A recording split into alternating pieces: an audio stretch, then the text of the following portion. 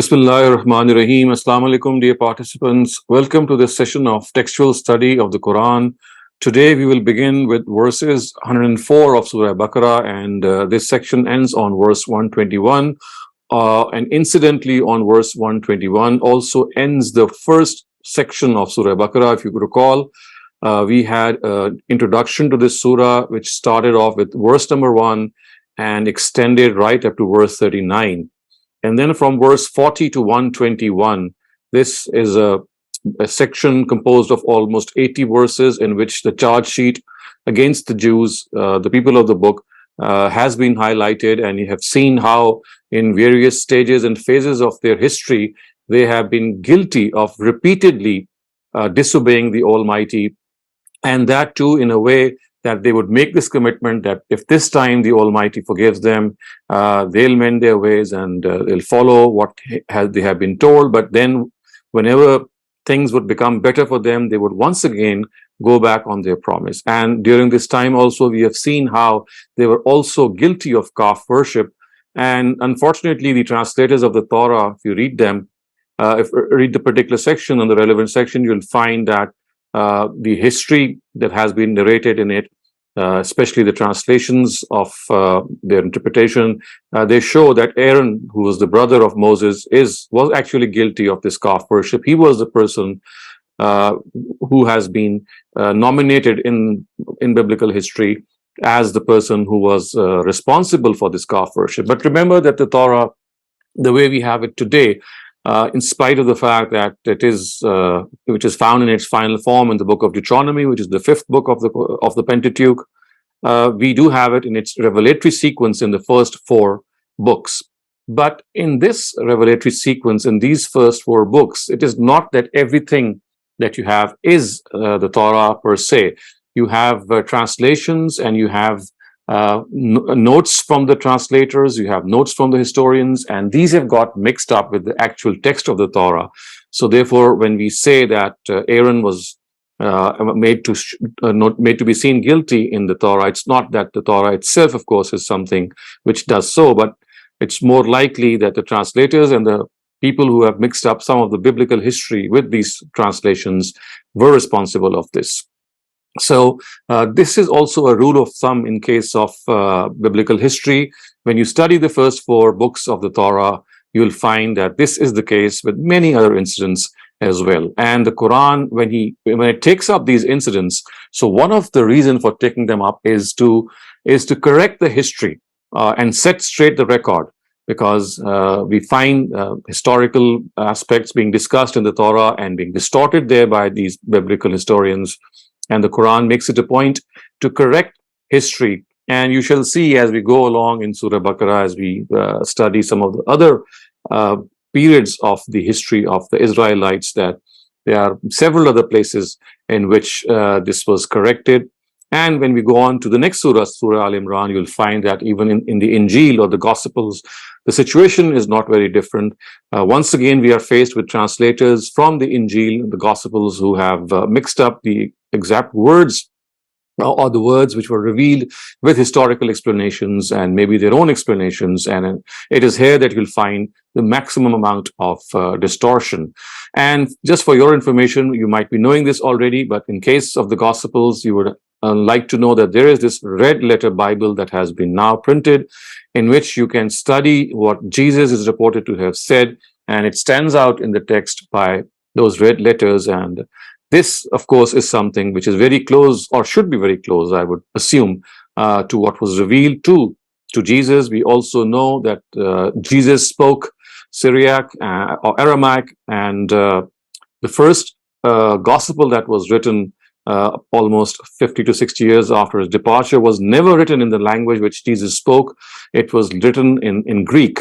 And this is the first ever instance in which the Gospels were written. But remember, Christ never ever spoke Greek. So this is a case of a simple translation in which whatever he spoke was translated in the very first, in the very beginning. which is contrary to the Torah. So your Torah, we cannot have, we just cannot say this with certainty. I mean, in fact, to some amount of certainty, what we can do say about the Torah is that the Hebrew language with which Moses spoke in his own times, the Torah was also recorded in the earliest instances in the Hebrew language. But this is not something which is found in the case of Jesus. And if you ask this question that why would God allow this, to my mind, the answer to this question is that remember that the Injil is just an explanation of some of the aspects of the Torah. So Jesus has said this in his own words, that he's not come to revoke the law, he's come to complete it. So some of the aspects of the Torah that needed some explanation, that needed some spirit at times we find in the Torah some of the original words being devoid of the spirit or the soul of the content itself. So you find a lot of explanations that you can read in the Gospels that relate directly to some of the aspects not found in the Torah. So we have to make this note that Injil or the Gospels are in fact not as such an independent book themselves. I mean, they are merely a completion, or you can say a supplement to the book of God, which is actually the Torah. So if there ever was a complete book of God before the Quran, the analogy with the Quran would be the Torah. And also something that would be of interest to you to note is that just as the Quran was revealed to us in its revelatory sequence, and then it was recompiled, given a new order and a new sequence, and the sequence that we have today is that new sequence in exactly the same way, in precisely the same way, the Torah, the first books of the Torah, the way they are found today, and they're called as the Pentateuch, they are in the revelatory sequence, in the chronological sequence. The fifth book, which is the book of Deuteronomy, this is the final canon. It is also called a revised canon, because now in this fifth book, those first four books have been recompiled in its final form. So, in other words, if we had the revelatory sequence of the Quran intact, for example, although we don't have it, just as if that would be the case with the Quran, maybe the revelatory sequence would have been described before, and then the final sequence that we have today is the one that we can just say is parallel to what the Torah has. So the point that I'm making here is that we have a very, very uncanny resemblance with the Torah. The Quran has this resemblance, and that is why you'll see that at a lot of places in the Quran speaks of just one book before the Quran itself, which is a complete book, and that is the Torah.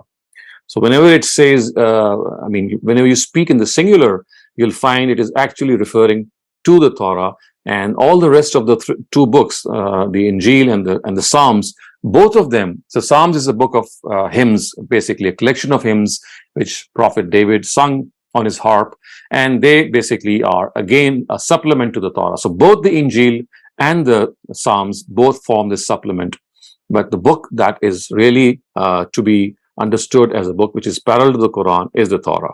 And that is why, in particular, that as you have seen in this section, which starts off with verse 40 and now is going to end with verse 121, there are numerous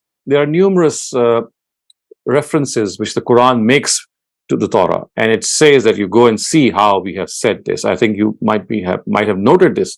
The incident of calf worship that we studied is found in the Torah. Similarly, some of the other elements in which they would make this covenant with the Almighty, and the Mount of Sinai it figures in the Torah a lot. So that is the same as the Mount of Tur, which is mentioned in the Quran. So these are some of the parallel details. One more thing that I'd like to point out here for those of you who would like to draw parallels between the Torah or the Old Testament and the Quran is, if you can get hold of Abdul Majid Daryabadi's tafsir of the Quran, it is found both in English and the Urdu language. It has been published by Darul Ishaad in Karachi.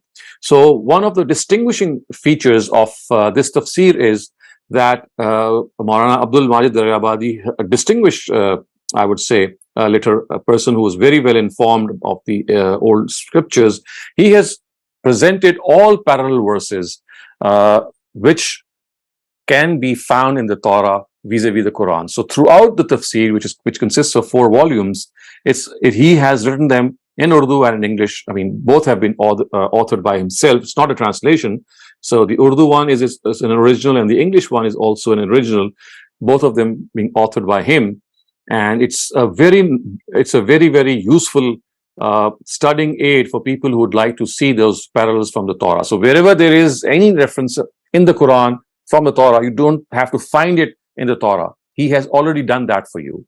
So this is something that you might be interested to know. It's easily available in the market, especially you can just order it, and I would recommend it for all those people, and especially advanced students of the Quran, because unless you have this parallel grasp of the previous scriptures, in particular the Old Testament, a lot of passages of the Quran, I mean, they would not be completely understandable in the sense that some of the details would be unknown to us. So I'm going to start off today, and this is something that is going to also go along in this last part of this first section, that the charge sheet, which has been, it has been begun. It had begun with verse 40, is now continuing. It's still at peak, and you'll find some more things as well. And one of the very pranks, very prominent pranks, which the Jews would play would be that they would distort the words of the Quran to change their meaning. And in this way, they would make fun of some of the, I would say, the position and the honor and the title of the Prophet himself. And the verse that I'm just going to read out to you, you'll find out how they would twist their tongue and change the meaning of the word. And the Prophet, of course, being a person who had to be honored and who had to be revered, Muslims are told that if they just change the word, so that instead of distorting the word, which the Jews would do in order to make it into a new word, and that new word would be a slant on the Prophet, they are just asked to change this word. So the point is that this is another prank that they would play when they would come to the gatherings of the Prophet. So let's start off with this study. Now it says, Bismillahir Rahmanir Rahim, Ya ayyuhallazina amanu, la taqulu ra'ina, وَقُولُوا أُنظُرْنَا وَاسْمَعُوا وَلِلْكَافِرِينَ عَذَابٌ أَلِيمٌ مَا يَوَدُّ الَّذِينَ كَفَرُوا مِنْ أَهْلِ الْكِتَابِ وَلَا الْمُشْرِكِينَ أَنْ يُنَزَّلَ عَلَيْكُمْ مِنْ خَيْرٍ مِنْ رَبِّكُمْ وَاللَّهُ يَخْتَصُّ بِرَحْمَتِهِ مَنْ يَشَاءُ وَاللَّهُ ذُو الْفَضْلِ الْعَظِيمِ. To protect yourselves from their mischief, believers, when you sit in the company of the Prophet, do not say Ra'ina, but say Unzurna. And whatever is said, listen to it with attention, and remember that a woeful punishment awaits these disbelievers. Whether they are the people of the book or the idolaters, those among them who have disbelieved do not want any blessings be sent down to you from your Lord. These fools do not know that God chooses whomsoever he wants to for his mercy, and do not know that God is abounding in grace. So you can clearly see that the first verse describes this prank. Now, just to explain how they would work, they would play in this manner with playing with words and fashion out a completely new word. So the word ra'ina, in Arabic, it means, please show concession to us, please bear with us. It's exactly as we would say in our own English language as pardon, which means that please repeat what you have said. Please, give some more concession to us by repeating what you have just said. So this is what the word ra'ina means. But what the Jews would do is they would slightly lay more stress, and they would pronounce it as ra'ina. Ra'ina. And ra'ina and ra'ina, they are very close in their pronunciation. You can just stress this one syllable and make it into a new word. Now the word ra'ina means our shepherd. So this was like a slant in the that they would make, and this is something of a derogatory nature in the Arabic language. So instead of saying ra'ina, Muslims have been told that don't say this word ra'ina, because if you say ra'ina, they'll get this opportunity to convert this word into ra'ina and just make fun of the Prophet. Instead, they are told that they should say unzurna, and the word unzurna has exactly the same meaning as ra'ina. Unzurna means to look upon us, or in other words, to just repeat what has been said, and exactly the same word as we do so when we say in the English language as pardon. Pardon means that please could you repeat what you have just said.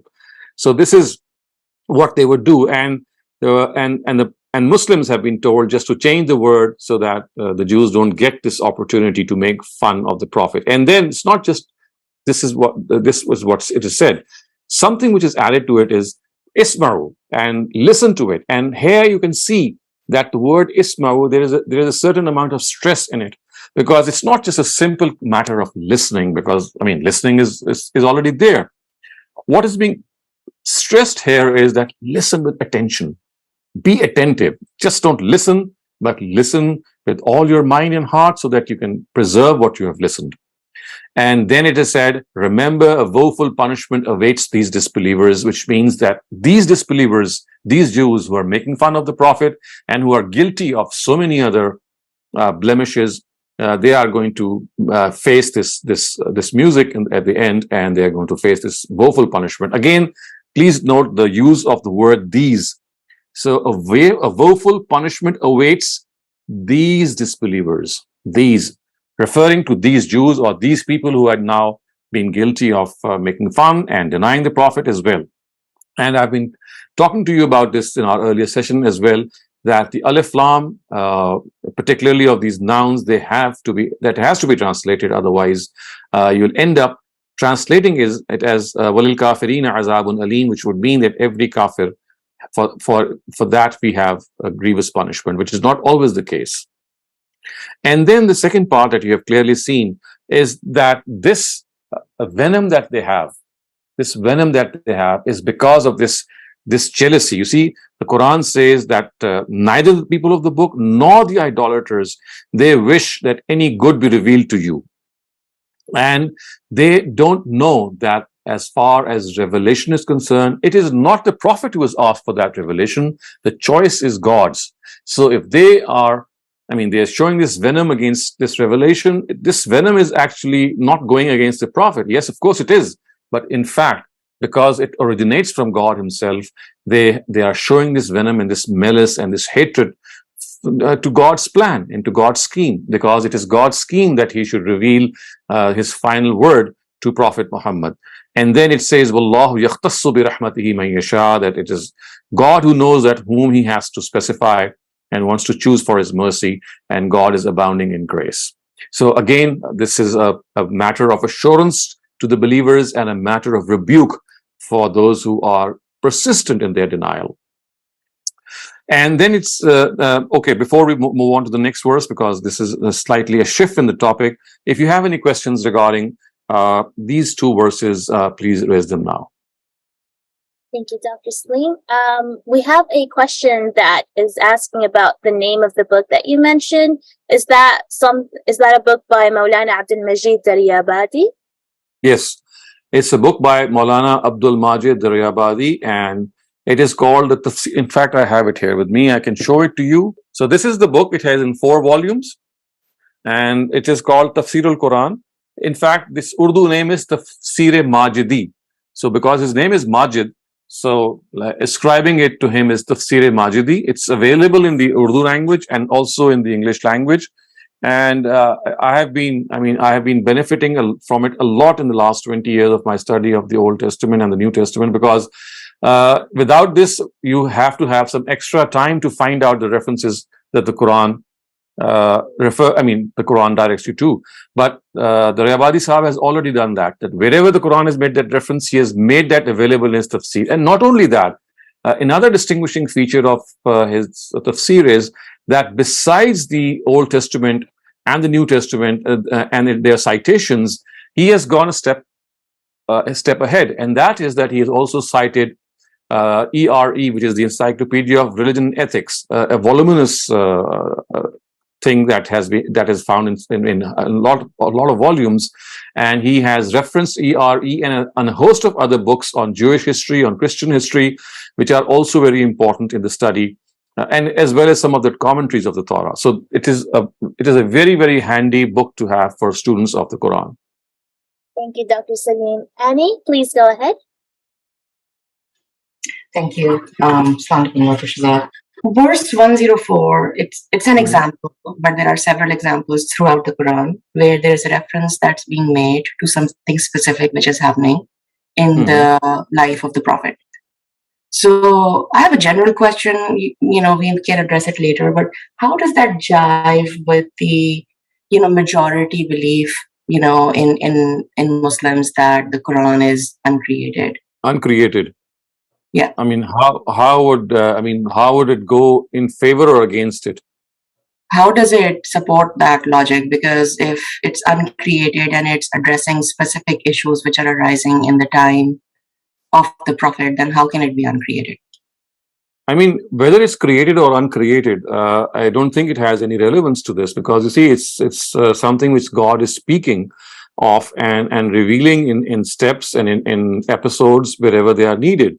So, regardless of the fact, I mean, let us suppose it is created or let us suppose it is uncreated. I mean, I think that whatever stance we adopt, although I think I do have an opinion in that, I don't think that the stance would affect in any way what the verses say here.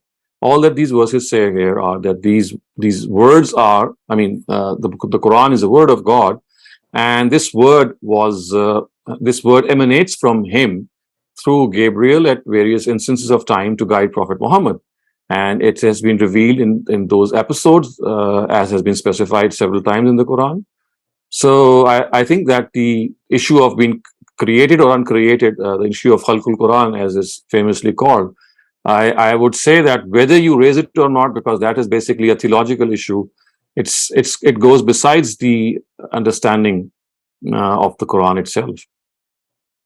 If I we mean, say what relevance? so, there's no relevance if we say that it's created. But if we say it's uncreated, then that makes everything deterministic, which means that everything that others are doing was preordained.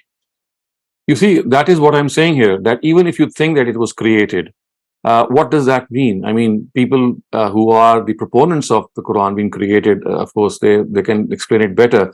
But the fact is that if you look at other parts of the Quran, I mean, one of the most important attributes of the Quran in order to understand the Quran is to look at parallel verses. So the parallel verses of the Quran themselves tell us that the Quran was revealed over a period of time in accordance with needs. And in fact, one of the objections which was raised by the disbelievers was Laula nuzzila hazal Quranu jumlatan wahida, that why isn't this Quran revealed in one go? Why is it that it is revealed in various episodes? And the thing that they would imply is that, well, Muhammad thinks about the revelations and then he comes up with certain words with the aid of the jinn and some of the other spirits, and then he starts to reveal them. So basically their objection was that why doesn't he come up with the whole of the Quran once? Of course, implying that he takes his time to think over the next part and then the next part and so on and so forth. And so the Quran, while answering this objection, has said that we revealed it in this way, kazalika warattalnaha alayhi tartila, that we reveal it in in a gradual way, because had we revealed it in one go, people would not have been able to bear all of it in a sense that they would have to follow all of it in the same instance. So a gradual process was needed, and that is why we have done so in a gradual process, and we do so as and when it is required.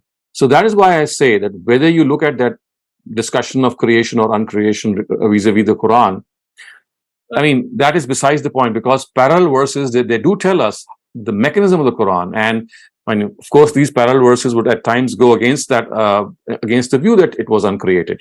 Hey, Dr. Saleem, that was it for the questions for now. Okay. So now let's move on to the next part. Ma nansakh min ayatin aw nunsiha na'ti bi khayrin minha aw mithliha. Alam ta'lam anna Allah ala kulli shay'in qadir. ألم تعلم أن الله له ملك السماوات والأرض وما لكم من دون الله من ولي ولا نصير. They object, why do we make some alteration in the Sharia of the Torah? Tell them, whichever verse of this book, which is, of course, the Torah, we abrogate or cause it to be forgotten. So these are two things, and you have to be very carefully, I mean, do look at it very carefully how it has been explained here, that whichever verse of this book, referring to the fact that whichever verse of the Torah we abrogate. Abrogate, of course, is a word which means cancel or cancel out, or cause it to be forgotten. I mean, which means that it no longer holds and it is just taken away. what is done in return? We replace it in the Quran by a better one or similar one. So this is what one of the objections that you'll find being raised in the Torah, in the Quran by the Jews, is that they would say that why is it that if this is a book of God and there is a previous book of God, why does God need to cancel out previous revelations? So this abrogation that is being talked about, you'll study the context, you'll find that this abrogation in itself is a concept that does not relate to the Quran itself. I mean, of course, there has been abrogation within the Quran, but this particular verse does not relate to the Quran. It relates to the Torah. It tells us that one of the objections which the Jews would raise would be that why is it that the Almighty doesn't think once, and if this is a book of God, why does it change the previous book as well? So this is the answer that the Quran is giving them, that whenever this is done, there is a reason to it, and I'll explain more of it after the next verse as well. Let me finish off the translation. It says, "Alam ta'lam anna Allah ala kulli shay'in qadir." Do you people not know that God has power over all things? And then it says, "Alam ta'lam anna Allah lahu mulku as-samawati wal ard, wa ma lakum min dunillahi min waliyyin wala nasir." And it says that He shall give His Sharia to whomsoever He pleases. So, "Alam ta'lam anna Allah lahu mulku as-samawat" would mean that do you not know that it is only God to whom belongs the sovereignty of the heavens and the earth. He shall give His Sharia to whomsoever He pleases.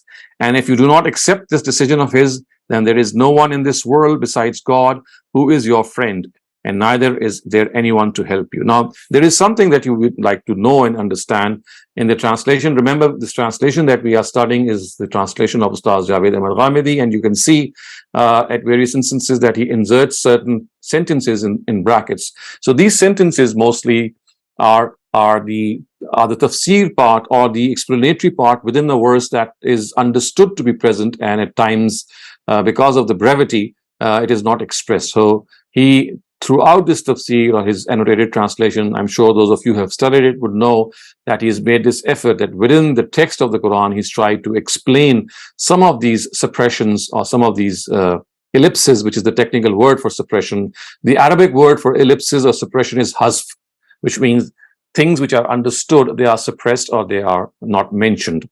So you can see that some of the ellipses or some of the suppressions, they need our attention.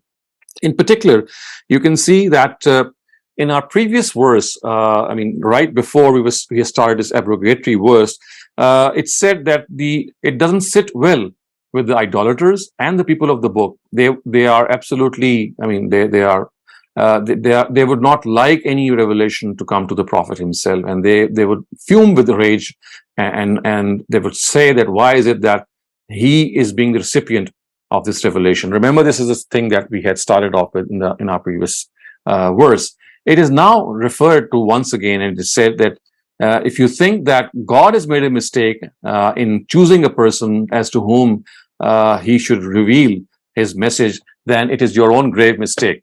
And when it is said that Alam ta'lam anna Allah lahu mulku as-samawati wal ard, it is precisely to have this reference to that earlier part, that if you think that you are more worthy of that revelation, then you are mistaken, because it is God who knows the secrets of the heavens and the earth. He knows whom to choose and whom not to choose. And that is precisely why Ustaz Javed Ghamidi has inserted this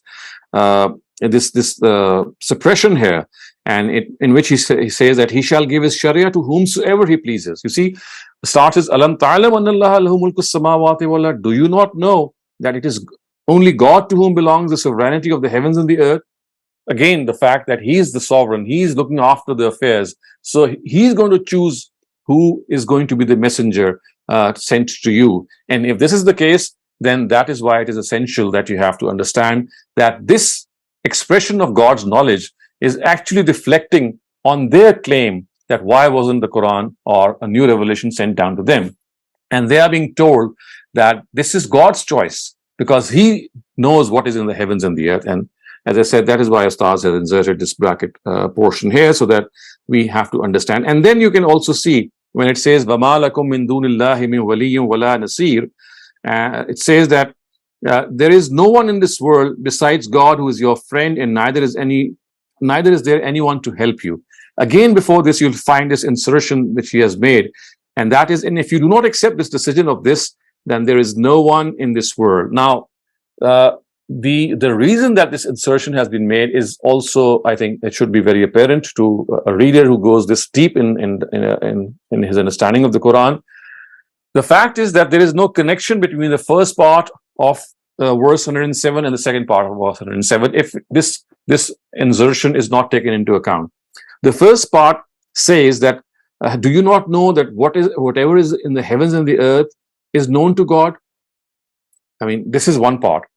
And then suddenly the next part says, وَمَا لَكُم مِّن دُونِ اللَّهِ, and there is no one besides God who is your friend, and neither is there anyone to help you. So, and do you see the disjointedness here? And there is a disconnect here. You know, the first part of verse 107 says that everything is in God's knowledge, and the second part says that there is no one in this world besides God who is your friend. I mean, there is a apparent disconnect here, and this disconnect actually is referring to that small insertion or that small thing which is understood, which has been expressed by Ustaz when he says that the insertion here is, if you do not accept this decision, I mean, remember, it is this decision of God which has been expressed in verse 104 earlier on, 105. And there was this expression of the fact that, well, if we are now giving you a new revelation, remember, this revelation is going to abrogate some of the directives of the previous revelation. So this was like the discourse moving on. Now this discourse shifts back one step.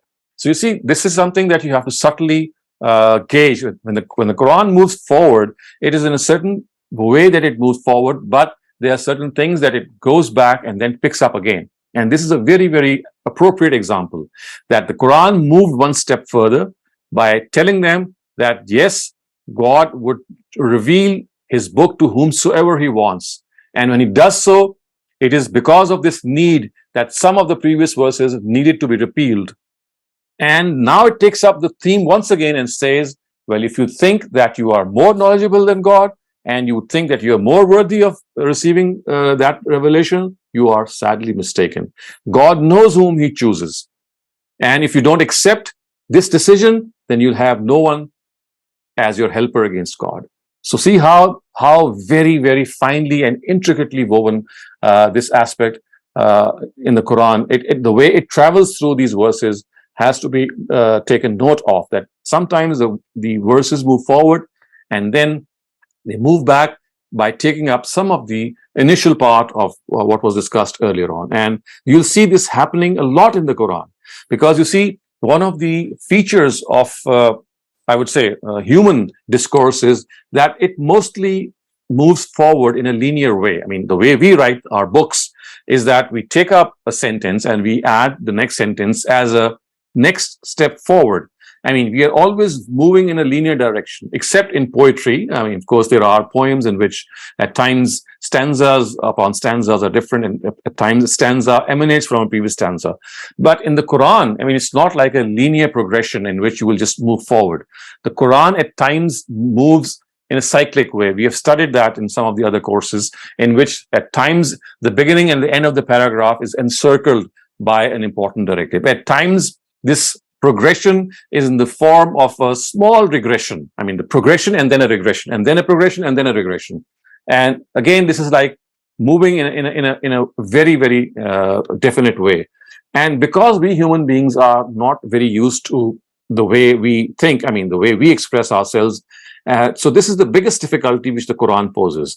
And if you have that literary sense, which has been, I mean, you can find the way literature works, especially poetry, I would say, you'll find this in a lot in poems and in some of the poetical works of ancient classical Arabic. Not only that, but you'll find it in Greek, in Latin, in some of the ancient languages, especially the poems and the poetry, which is non-prose, that the way things move forward is very similar. I mean, of course, there is this distinction between the Quran and human discourses and the way things are produced, but in poetry also, at times, themes which have been discussed just prior to a stanza, or maybe a few couplets earlier on, they are taken once again. And this is like a recurring, something which is recurring in a lot of poetical compositions. And that is precisely why we say that if you have to have a good understanding of the Quran, you must be a connoisseur, a person who has a good understanding of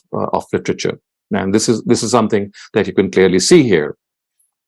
So the thing that you also need to understand here is this expression. Look at this verse. Na'ti, it says, Ma nansakh min ayatin.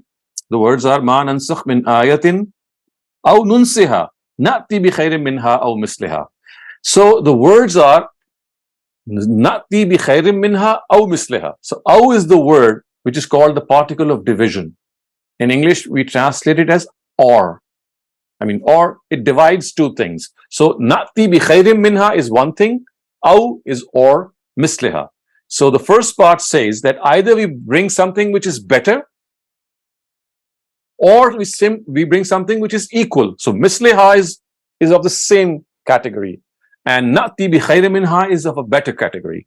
So the Quran says that when we repeal the Torah, either we bring something better, or we bring something equal to what the Torah has already said. So this aw is the particle of division, and the implication, as I said, is that the principles of the Torah, whichever were abrogated because of evolution of society and change of circumstances, were replaced by better ones. And the ones that were caused to be forgotten were replaced by similar ones. So remember, there are two things. Either they were replaced by better ones, the ones that were abrogated, or the ones which were forgotten, they were replaced by equal ones. And if you ask me that what exactly is are these directives, you'll find that in the Old Testament, there are so many directives which are related to the civilization and the social structure of those times, which at the advent of Prophet Muhammad, when he appeared on the globe and he appeared in the land of Arabia, they were going through a drastic change. And the society, which was based on animal husbandry and a lot of, you'll find livestock being the mainstay of their sustenance in so many thousands of years, there was this change that was going to take place.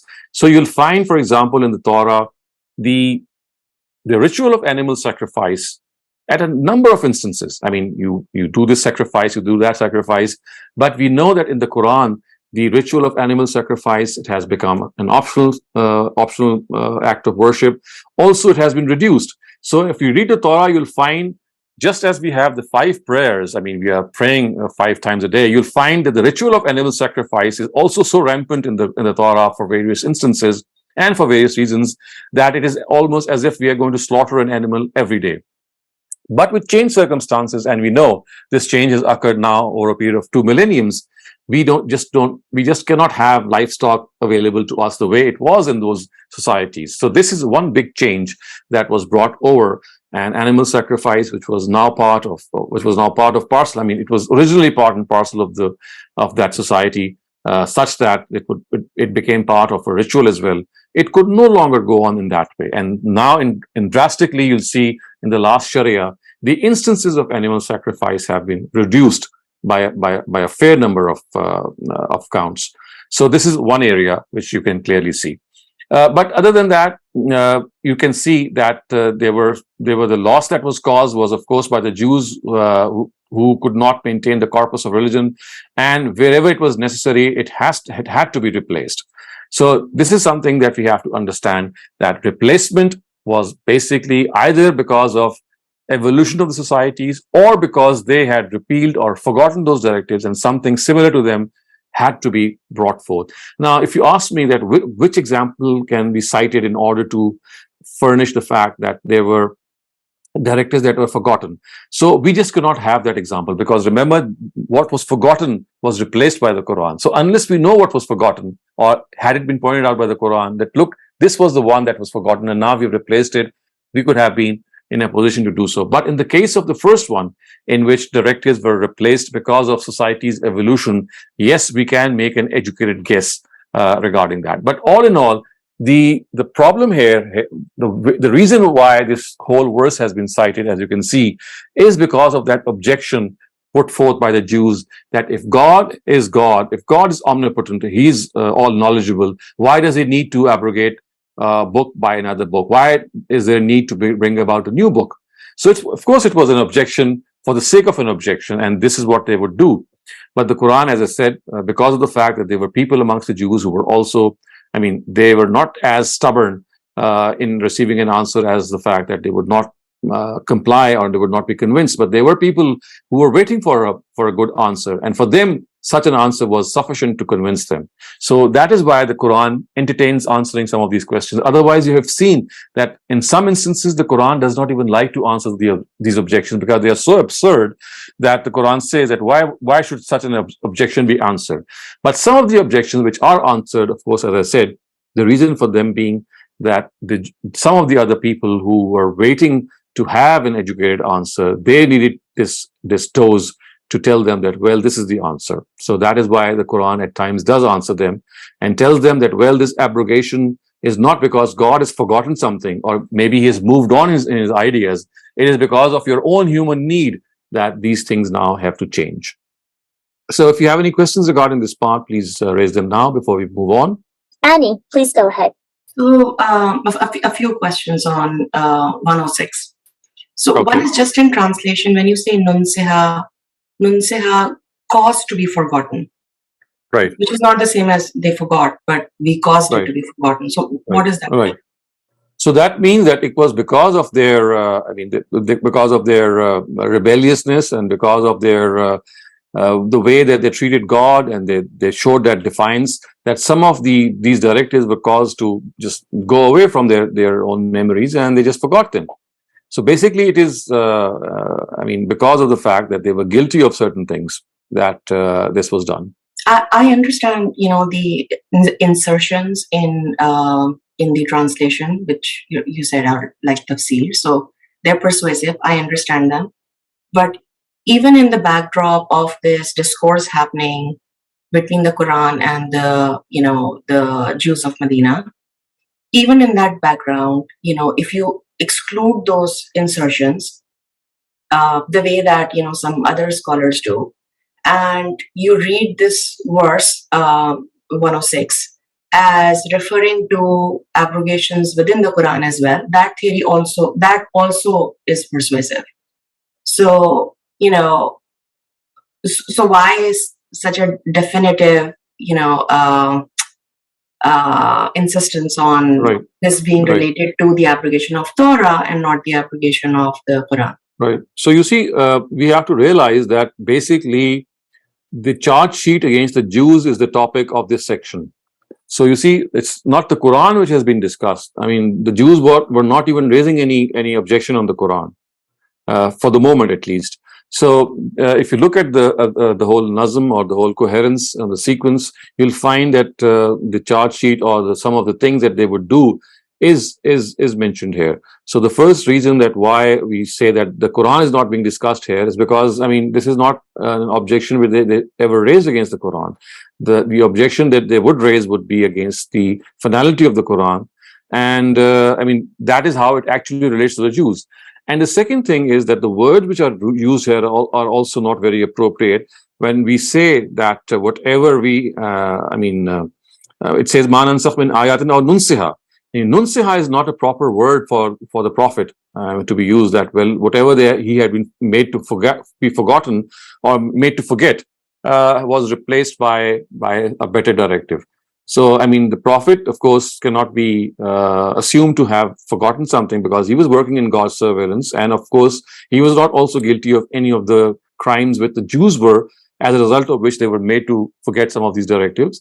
So the words themselves are, to me, are also not appropriate for any abrogation in the Quran. So I would be making 2 points. One, that the whole sequence of verses tells us that it is basically objection which the Jews would raise, which is under discussion, and obviously they would do so when you would find the Torah being discussed. And secondly, the words would be absolutely inappropriate for the Quran being used. And I would add a third one is that it would have absolutely no connection with the previous part. It would be suddenly something in which what exactly is the Almighty implying?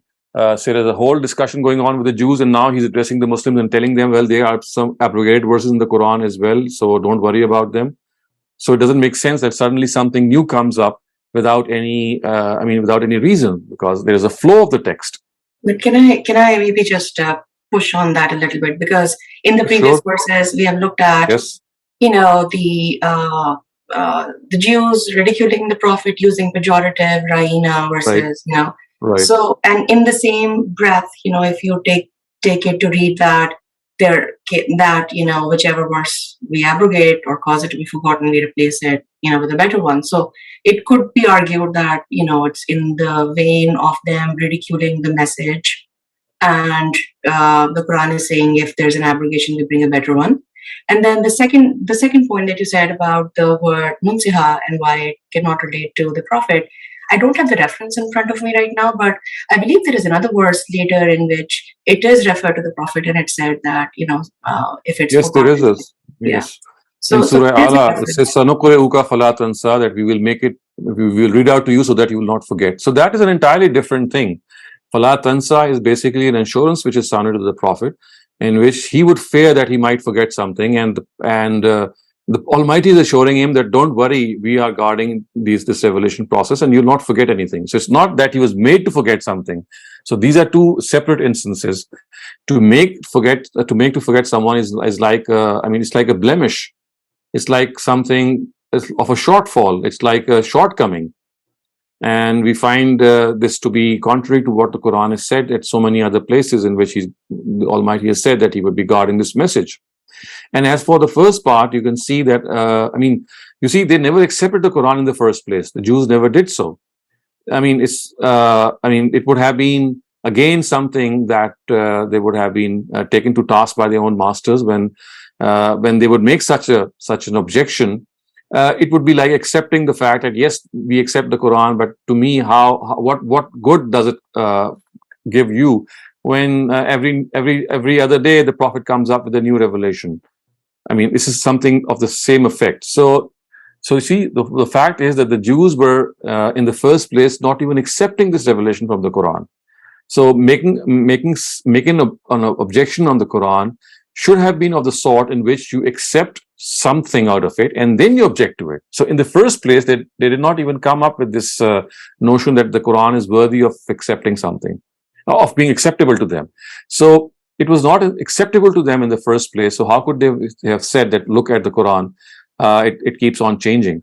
And by the way, we can also make this note that if you study the Quran, you'll find hardly an abrogation. I can count 2 or 3 verses in which this abrogation has taken place. And in those verses too, it's not abrogation that has taken place. It is the fact that with the change of time, or with the passage of time, for example, one of the verses which is classically thought to be abrogated is that initially, when there would be a war between Muslims and the kuffar, the disbelievers, if the disbelievers are 10 times more than Muslims, then the Quran says it is fine because that gap would be filled by the Almighty. And the very next verse says, Al-an khafafallahu ankum, which means that now God has lessened the burden, and now the proportion between the believer and disbeliever is not 1:10, it is 1:2. So classically, people say that, look, this abrogation has taken place. So it's not even an abrogation. It's just the fact that initially, because of a strong faith, Muslims were deemed to be 1:10. They were more given that more proportion. And later on, God says that now that you have weakened in faith, now 1:2 is the right proportion. And now just you would be, if you fight such that you are 1 and they are in twice your number, you'll still win. So this is an example of abrogation. So if you look at abrogation itself in the Quran, you'll hardly find any abrogation itself. Yes, if you look at the Torah, then the abrogation is a lot more pronounced. So just look at the instances of those abrogation verses within the Quran, and they'll just tell you that, in fact, to my mind, there's hardly any abrogation. Thank you, Dr. Saleem. That was it for all the raised hands for now.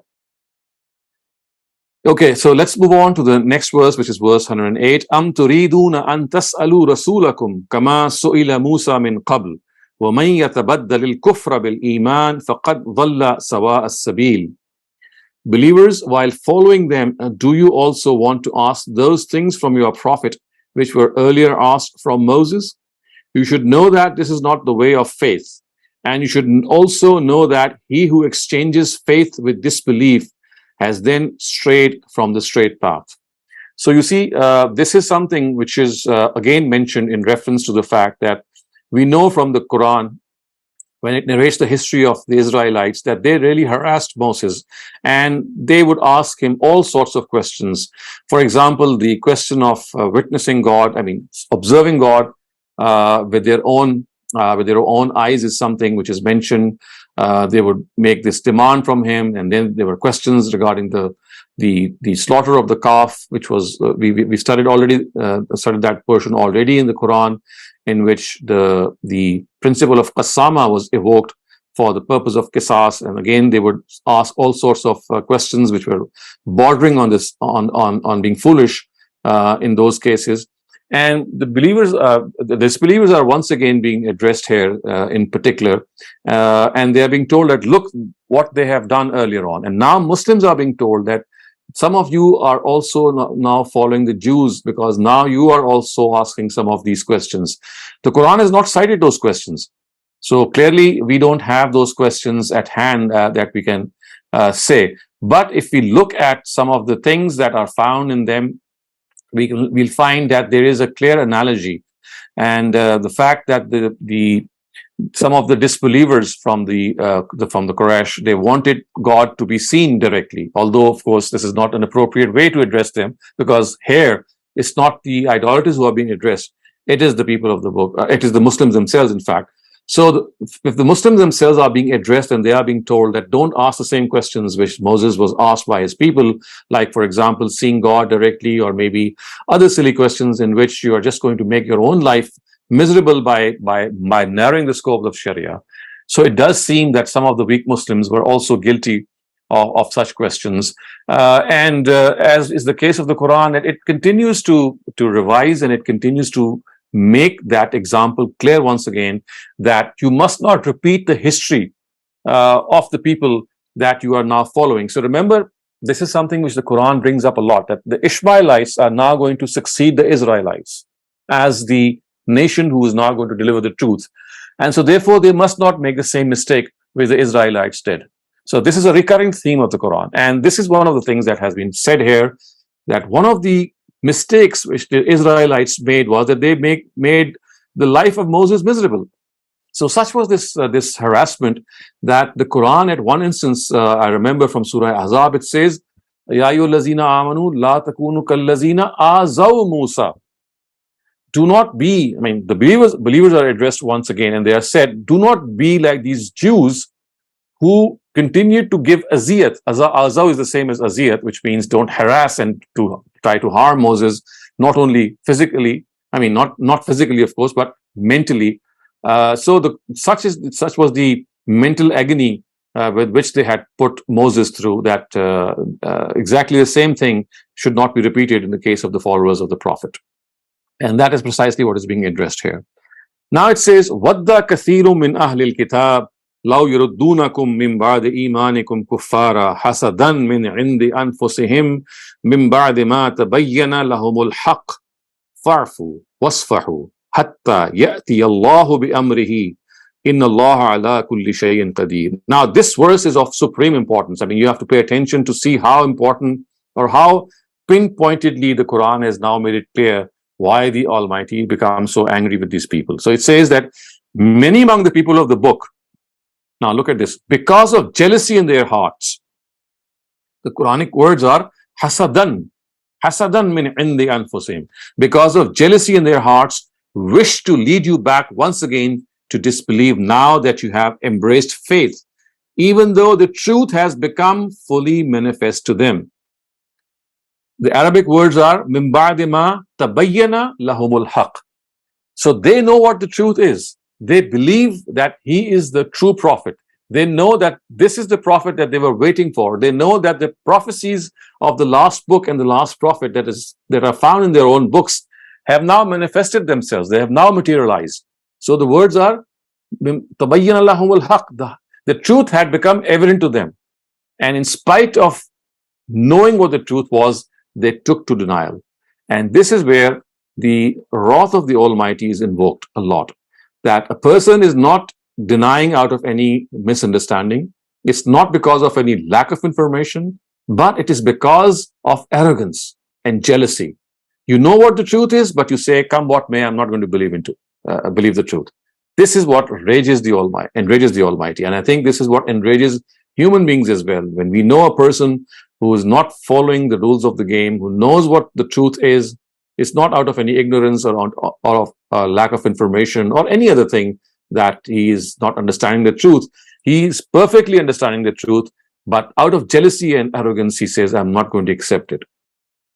This is why the Almighty's wrath really burns in anger. And you'll find that precisely this is the reason why you'll find surahs which present this chart sheet. There are going to be other surahs as well, in which the Almighty becomes really angry. And it is not by not understanding this background that we have Jewish or Christian polemics, in fact, not Jewish polemics, but polemicists, but Christian polemicists speaking of the fact that the Quran, in the Quran, we find that the God of the Quran is the God of anger, and the God of the New Testament is the God of mercy. So you must have heard of these words. And this is precisely why that we have not understood that as far as Jesus is concerned, as far as the New Testament is concerned, it is basically an addendum to the Old Testament. So you'll find the rage of the Almighty equally manifesting itself in the Old Testament. You'll find very similar verses in the Old Testament, but yes, not in the New Testament, because in the case of the New Testament, I mean, it's not an independent book in itself. It is like an addendum to the Torah.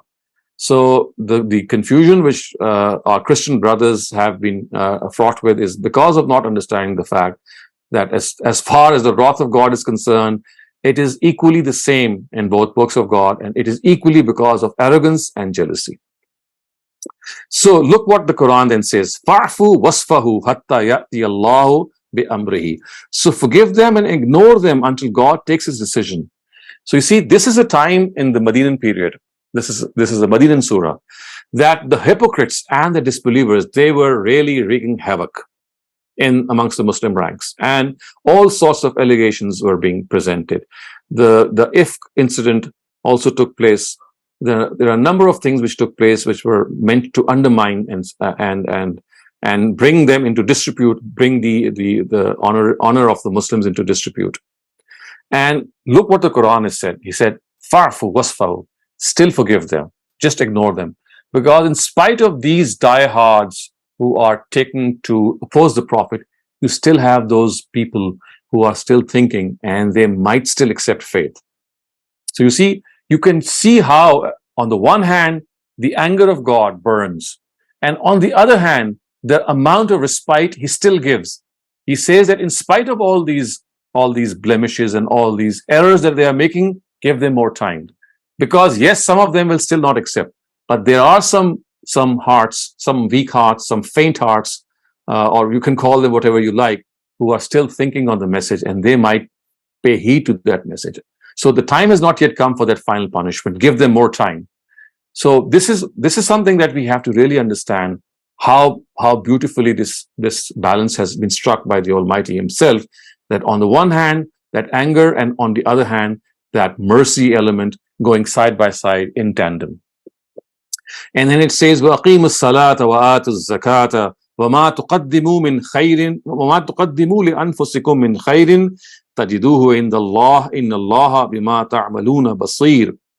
And to combat their mischief, be diligent in their prayer and pay zakah. And remember that whatever virtue you send forward for yourselves, you will find it with God. Indeed, God is watching all that you do.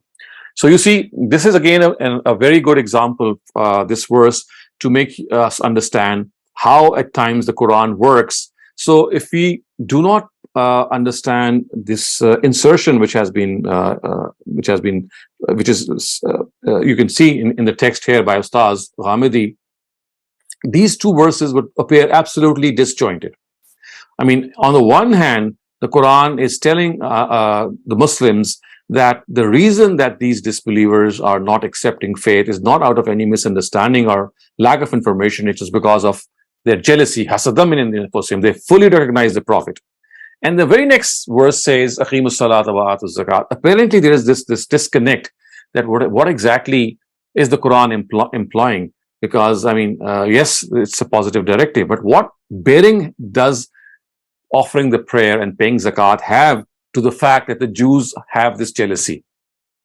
So if you study other parts of the Quran, if you study parallel verses of the Quran, you'll find this mentioned on numerous occasions, and specifically while addressing the Prophet. The Quran telling the Prophet that whenever you hear these ignominies from the book, people of the book, or the idolaters, whenever you feel yourself being tied up by these people, whenever you feel these slants hurting you, whenever you feel them making headway against you and causing all sorts of discomfort, and also trying to harass you or trying to bring your own household into disrepute, instead of, taking them to task, because they still have the time, that there are some good hearts still in them so that they can convert, give them more time. But what you can do in order to cement yourself from the harms that they are causing you, from the harassment that they are causing you, is to come closer to God through the prayer and the zakat.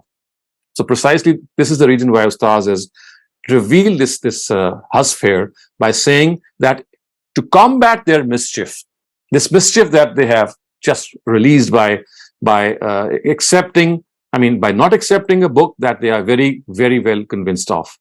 They are just playing this prank. They're just showing their venom and their hatred against this book. But what can the Prophet do? Yes, the Prophet could have done something had the Almighty said, now you can wage war with them, or now I'm going to punish them. Then, of course, everything would have fallen in its place. But the Almighty never did so. He gave them more time, because there were people who could still accept faith, and in return he told the Prophet and the Muslims that if you are suffering, then the answer to this suffering is not to punish the disbelievers or the hypocrites, because there are people among them who might change. The answer to this is to become more God conscious your own self. Come closer to God through the prayer, through zakah. And you see, you must be remembering, we have also read this verse somewhere earlier on. I think it's the 39th verse of the surah, which says, "Wasta'inu bis-sabri was-salah." Seek help from patience and from salah, which is the prayer. And exactly the same charge sheet was sounded to them earlier on, and then this verse said, well, be patient and let them do what they are doing, and let them give some more time, and you'll find them, maybe some of them, turning towards your own faith. But at the same time, because it really makes you tight in your heart, it makes you sad and sorrowful, what you can do is seek help from God's prayer. It is exactly the same thing which has been mentioned here, that these pranks that they are playing, your weapon to reply to them is not to retaliate at the moment, because we still have to give them time, but to become closer to God yourselves. And remember what it says here, وَمَا تُقَدِّمُوا لِأَنفُسِكُم مِّنْ خَيْرٍ تَجِدُوهُ إِنَّ اللَّهِ, that whatever virtue you send forward for yourselves, you will find it with God. Indeed, God is watching all that you do. So it's like inspiring the Muslims to be good at all times, and the fact that they'll face this reward in the hereafter, but asking them to give more respite to disbelievers. So again, if you have any questions regarding these two verses, please bring them up. Adil Qureshi, please go ahead. Ji, Assalamu alaikum, Doctor. So in this ayah where Allah Almighty is encouraging them to say prayers and also pay zakat, I think you highlighted this a couple of times, that zakat is not really in Islam a mere charity. It is basically a tax that you are paying to the state. So was a Muslim state created back then already, where people were paying tax to the Muslim state? Yes. This is the surah which is revealed in Medina. Right. And in Medina, the state had been established, and it was being paid to the state. And even we have surahs in the Quran which are Meccan surahs, and we still have these verses, "Wasimu salata wa atu zakata." So wherever the state is not, present, it doesn't mean that zakat has been revoked. In that case, you would be paying it to the society, to the people who are around you, as a second option. So yes, primarily whenever there is a state, you have to pay to the state. But whenever the state is not there, because it's also a ritual of worship, you just cannot say that because there is no state, you're not going to pay zakat. So in the Meccan period, you'll find verses like "Fi amwalihim hakkum ma'lum." There is a prescribed share in their wealth for the needy, referring to zakat. So this tells us that when there is no state, as was the case in the Meccan period, even then zakat had to be paid, but this time not to the state because it was non-existent, but to the poor in the society. Please go ahead. Thank you. So on verse 102, where God is saying, don't ask. 102. 108, sorry, 108. 108. Right. Where God is saying that, don't ask things from right. the prophet which were asked earlier from Moses, i.e., miracles or, proofs of God's power. But we also see that God gave those proofs, to many of the prophets earlier, to Moses, to Jesus, to Solomon. And then, we also have Abraham, who's the father of all these three, nations, who's, when he was given prophethood, he asked God for some kind of a miracle. I think he asked God to show him how God can revive the dead. So even the prophet, even Prophet Abraham asked for some proof of God's power. So then why this condemnation? No, actually, first of all, we have to understand that it's not that the miracles are being condemned here. I mean, it doesn't say that. I mean, the word miracle is our insertion in the text. It says, don't ask such questions from Moses, which are of the nature of harassment. And the Quran has quoted plentiful incidents in the Quran. You'll read about them, which were meant to harass Moses. So you see, the word miracle is something that we are reading into the text. It doesn't say anything that they were asking for miracles from Moses. They were asking questions.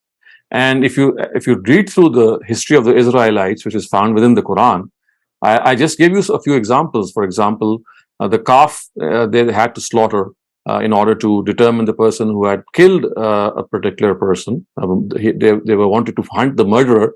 They didn't make it simple. So they started asking these questions. And then, of course, some other questions also they asked, which were just meant to harass Moses. And they were not meant for their own knowledge in any way. So you can rephrase this by saying that it was not because of any, real need of faith that they did so, which was the case with Abraham and Moses and Jesus, as you have said. It was just as a means to, sort of corner the prophet that they would ask these questions. So these are the questions that are being referred to here. Miracles are not being referred to here. Okay, thank you. That was it for all the questions for now, Dr. Saleem. Okay. Now we come to another part of Jewish history. It's not another part, it's actually some of the beliefs that they had. So as yet we have been studying the people of the book as if they were one, as if they were united. Now comes a part which tells us that though they were a united look, though they gave an outward appearance of being united, they had grave differences amongst themselves. Not only grave differences, in fact, differences which caused a lot of bloodshed between them. So if you study Jewish history, you'll find a lot of bloodshed between the Jews and Christians at some instances, not only in many cases where they were independent, but wherever you'll find that there were some things that they would say vis-a-vis their ideology and beliefs. Also, I'll cite some of them to you momentarily. But first, let us see what the Quran says here. So the verse reads, وَقَالُوا لَنْ يَدْخُلَ الْجَنَّةَ إِلَّا مَنْ كَانَ هُودًا أَوْ نَصَارَى تِلْكَ أَمَانِيُّهُمْ قُلْ هَاتُوا بُرْهَانَكُمْ إِن كُنْتُمْ صَادِقِينَ. They declare, no one should enter paradise unless he is a Jew or a Christian. Such are their wishful fancies. Tell them, if you are truthful, give us your proof for this.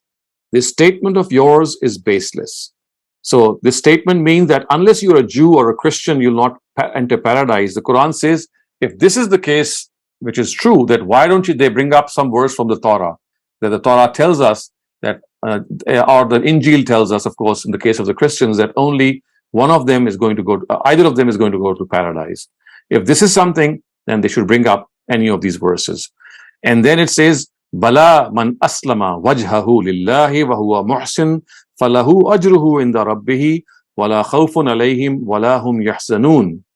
Indeed, they who surrendered themselves to God and do deeds in a befitting manner, their reward is safe with their Lord, and neither is there any fear for them there, nor shall they be ever grieved. They do not acknowledge any truth outside their own community. Thus, and now we have that verse that I was just referring to, وَقَالَتِ الْيَهُودُ لَيْسَتِ النَّصَارَى عَلَى شَيْءٍ. The Jews say the Christians have no basis.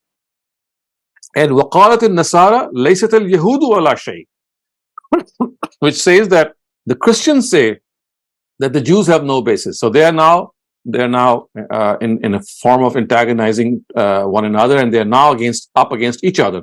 So the Jews say that the Christians have no basis, and the Christians say that the Jews have no basis. وَهُمْ يَتْلُونَ الْكِتَابِ, even though both of them read the book of God.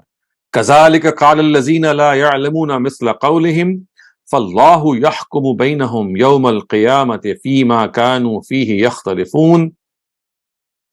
Similarly, those who have no knowledge of the book of God have said something alike. Consequently, now only on the day of judgment, God will settle the matter between them in which they are differing. This verse, my dear students, participants, and viewers, is of supreme importance to note. The last part, it says that there are certain differences which God is going to settle only on the day of judgment. We might try as hard as we can today in this world, even if we have that interfaith dialogue, even if we have interfaith accounts, I would say interfaith conferences and so many things that are going on today. But look what the Quran says. It says that there are certain differences which will never be resolved. And God says that once all of you come to me on the day of judgment, look what it says. فَاللَّهُ يَحْكُمُ بَيْنَهُمْ يَوْمَ الْقِيَامَةِ فِي مَا كَانُوا فِيهِ يَخْتَلِفُونَ. God will settle the matter between them in which they are differing on the day of judgment, which is a clear indication to the fact that when today Muslims, Christians, or Jews, or the house of Abraham, when they have this dialogue, they should know that yes, well, there are certain things that they can resolve, maybe make it clear to their compatriots, but some of the fundamental questions will stay unresolved, and it is only God who is going to settle them. So this is like, it's not meant to cause hopelessness in us.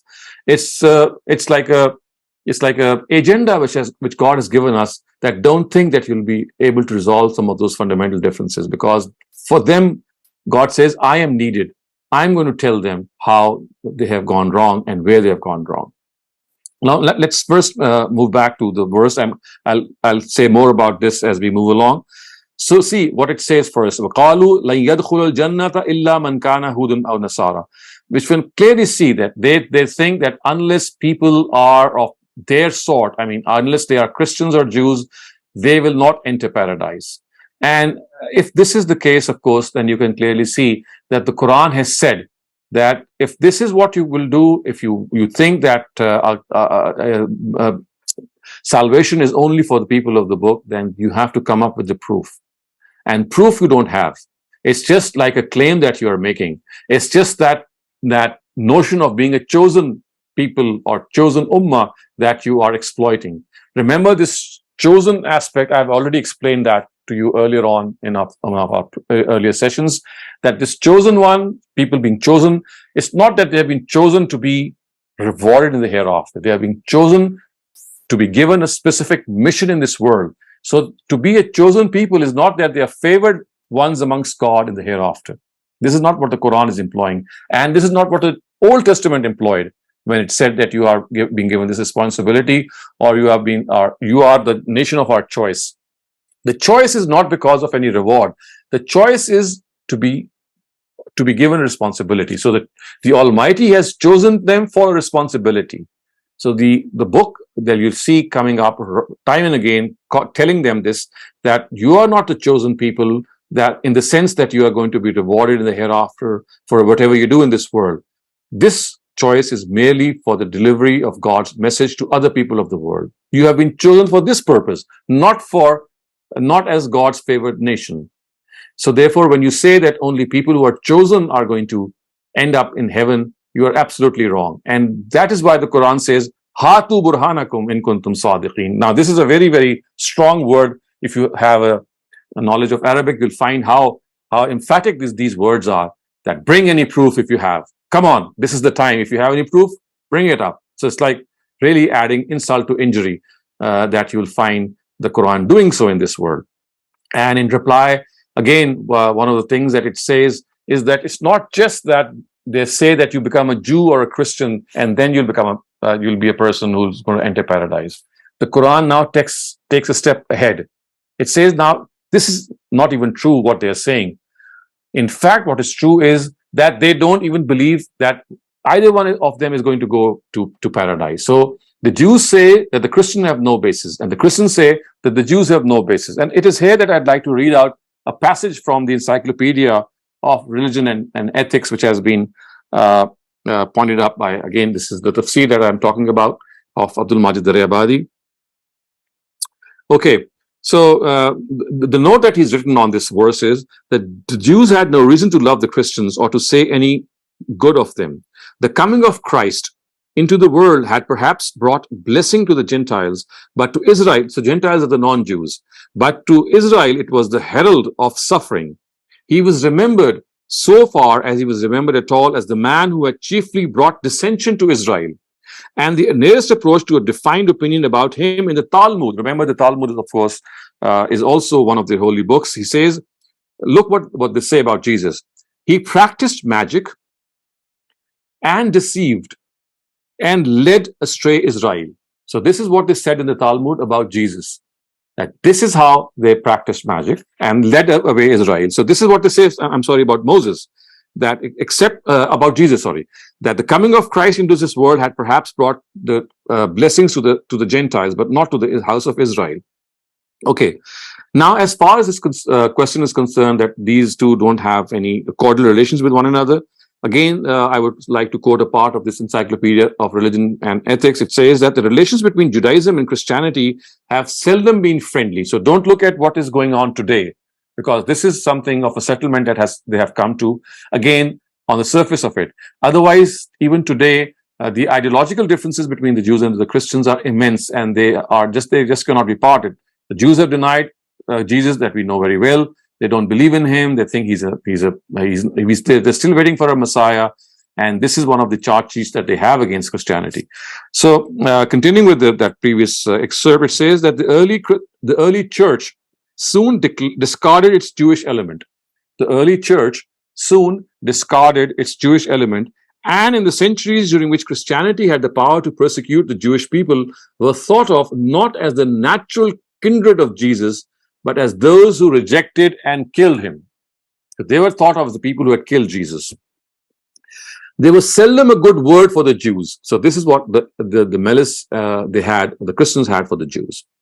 Also, now another part says that the Jewish apostates from Saul and who became Paul have been a source of profound trouble of Jewry, referring to the Jews.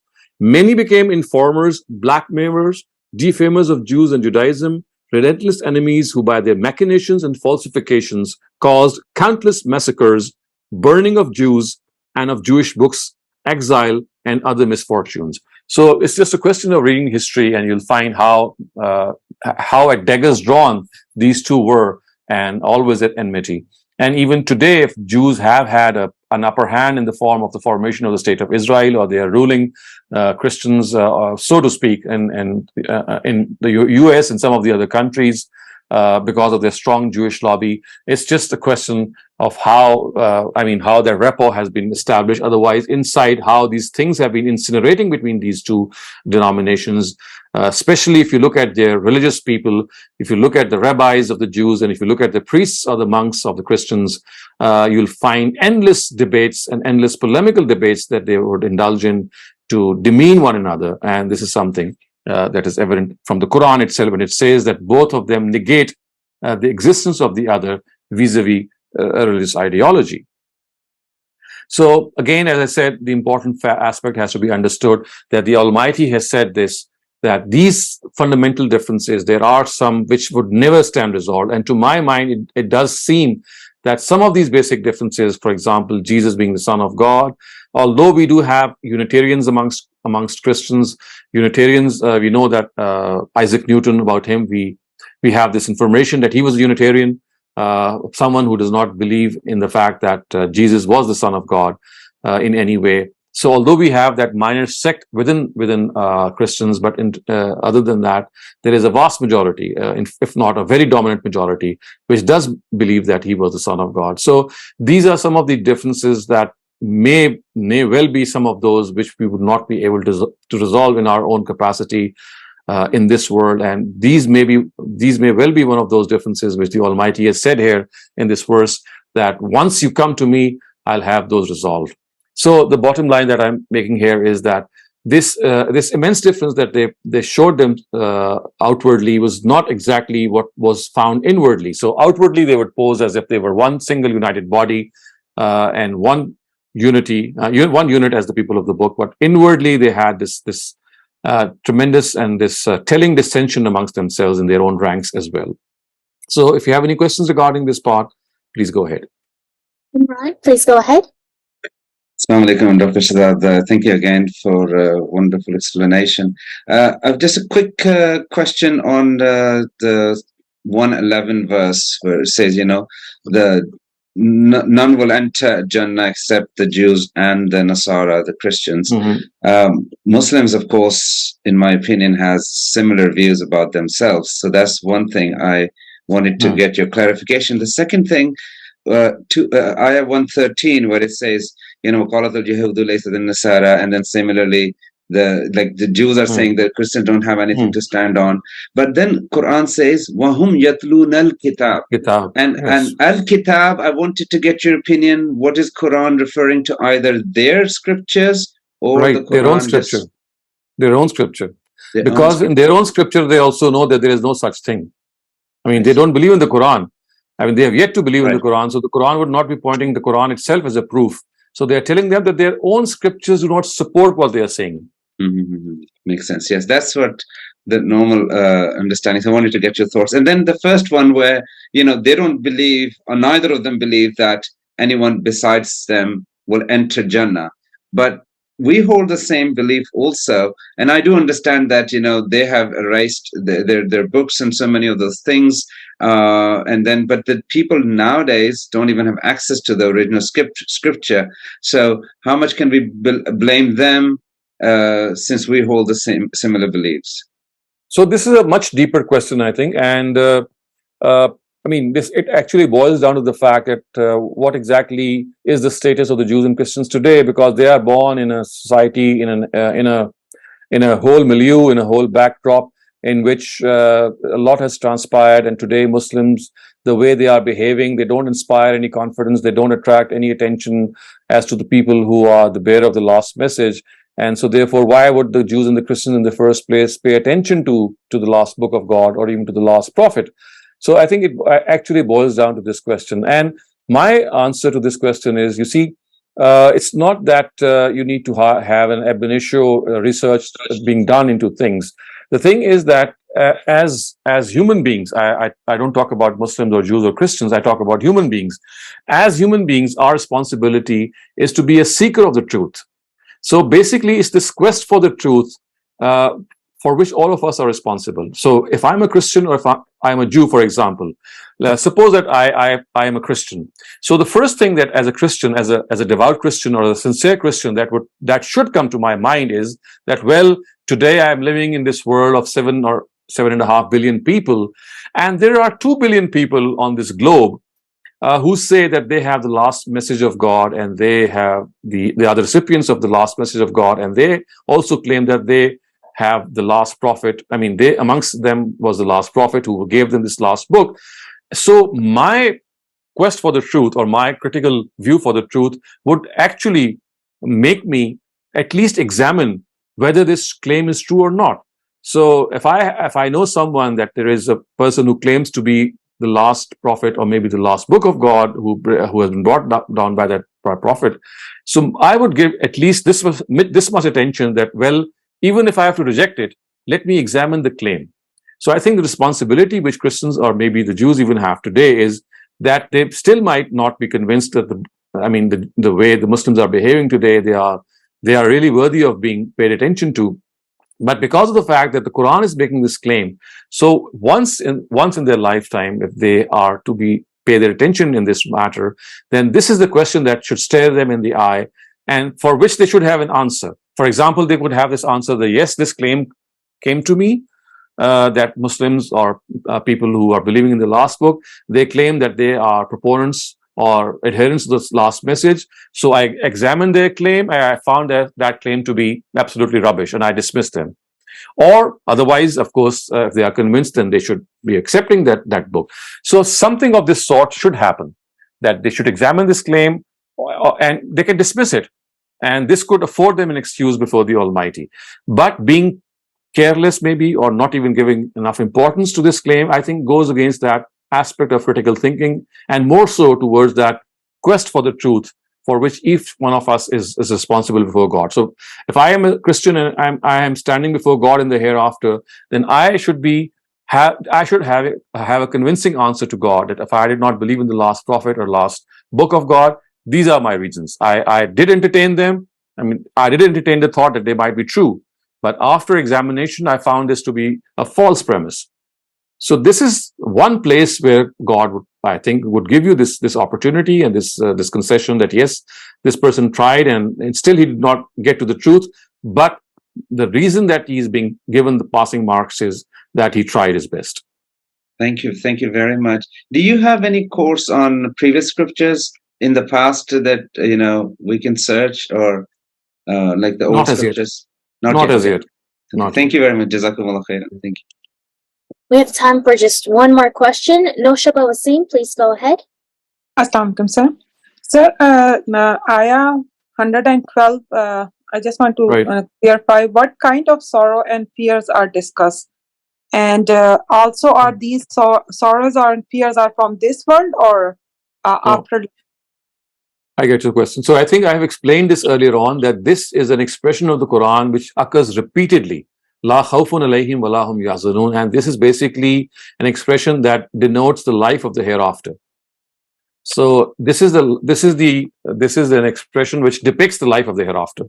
That once you reach that place which is called paradise, you'll have no regrets of the past and you have no fears of the future. So you see, this life that we are living here in this world, it is fraught with regrets and it is fraught with fears of the future. We have an uncertainty about the future. That uncertain element of the future makes us scared. And we have a lot of regrets of the past because we have so many things that I wish we had done this, or I wish I'd done this, I wish I had not done that. So while describing the hereafter or the life of hereafter, the Quran says that that paradise would be a place in which you will have no regrets of the past and no fears of the future. So this is what the Quran is telling him. That for them, they shall neither fear the future nor have any regret of the past once they enter there. Mm-hmm. So most of the ulama sometimes, this ayah take as a this world, translation. But I can tell you that I've tried to explain that if you look at, I think this is like verse 37 or 36 of the same surah. Just pick up that verse. You'll find that this verse is occurring in tandem to hell. So in the first part, you'll find that the Quran is saying that people who do this and this, they'll end up in hell. And the very next verse it says, and those who do not do this, for them la khawfun alayhim wa la hum yahzanun. Exactly the same words. So if you read this apposition, which means this parallel part, that the previous verse is talking about hell, and this verse is bound to not talk about heaven, because this is how the Quran progresses, that whenever it speaks about hell, it immediately comes up with heaven as well.